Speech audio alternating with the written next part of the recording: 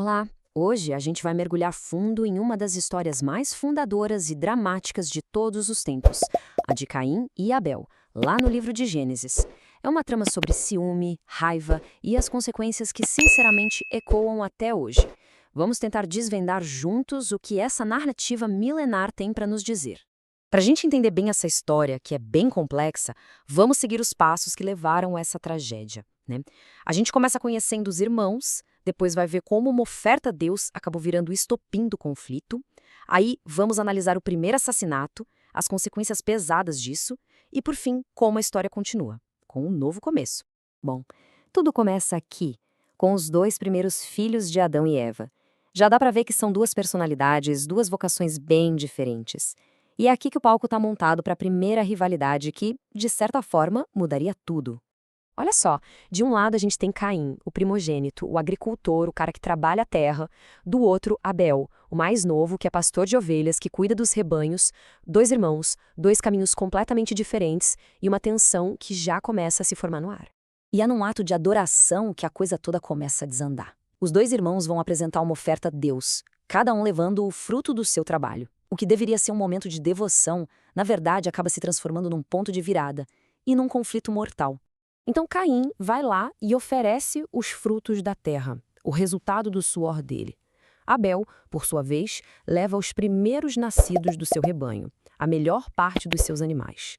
São duas ofertas, mas o que acontece a seguir é que a reação divina a essas ofertas vai mudar tudo. Pois é, a oferta de Abel é bem recebida, mas a de Caim, não. E essa rejeição acende em Caim uma raiva, um ressentimento que vai crescendo dentro dele, uma fúria que o consome e o deixa ali, sabe, à beira do abismo. E aí vem um aviso muito direto: o pecado está à porta. É uma metáfora poderosíssima, né, sobre essa luta interna que todo mundo trava. Caim tem uma escolha muito clara a fazer.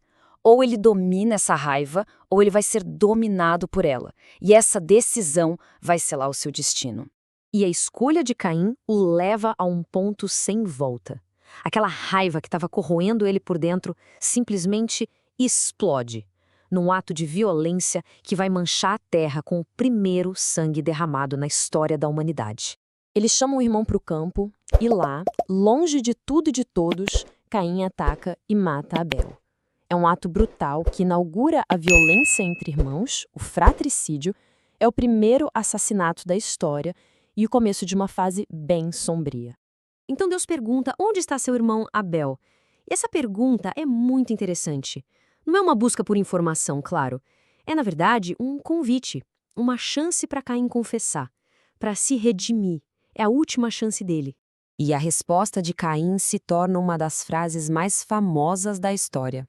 Não sei, por acaso sou o guarda do meu irmão? Com isso, ele não somente, mas ele quebra esse laço fundamental de responsabilidade que um tem pelo outro. É uma resposta que ecoa até hoje. Mas não tem como esconder. A verdade vem à tona. A própria terra parece clamar por justiça. O sangue do seu irmão clama a mim, é o que ele ouve. Agora, Caim é confrontado com o peso do seu crime. Não tem mais para onde fugir. E então vem a sentença de Caim, uma punição bem severa, mas que, de uma forma bem surpreendente, também traz junto um elemento de misericórdia. É um paradoxo que faz a gente pensar muito sobre a natureza da justiça. A punição dele é quase poética de tão terrível. Ele, o homem da terra, agora é amaldiçoado pela terra. O solo que ele tanto cultivava não vai mais dar frutos para ele. Ele está destinado a se tornar um andarilho, um exilado, para sempre desconectado das suas origens. E o peso da culpa, da maldição, esmaga o Caim. Ele fica apavorado, não só com o castigo, mas com o que as outras pessoas podem fazer com ele. Ele diz: qualquer um que me encontrar vai me matar. Ele sente esse medo da morte o assombrando. E aqui a gente chega numa das partes mais mal interpretadas da história. A tal marca de Caim. Ao contrário do que muita gente pensa, não é uma marca de vergonha. É, na verdade, uma proteção.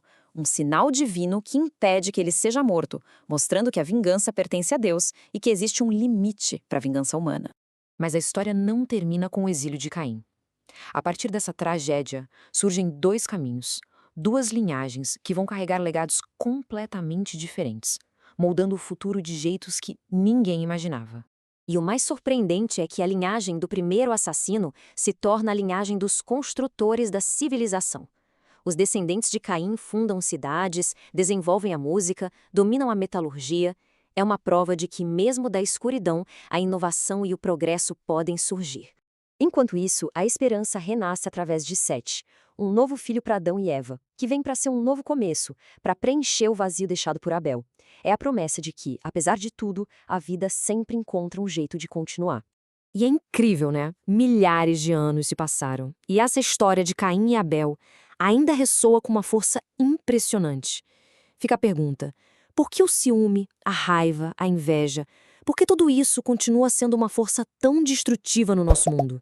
Talvez a resposta esteja nessa escolha diária que a gente tem que fazer: dominar nossos impulsos ou sermos consumidos por eles.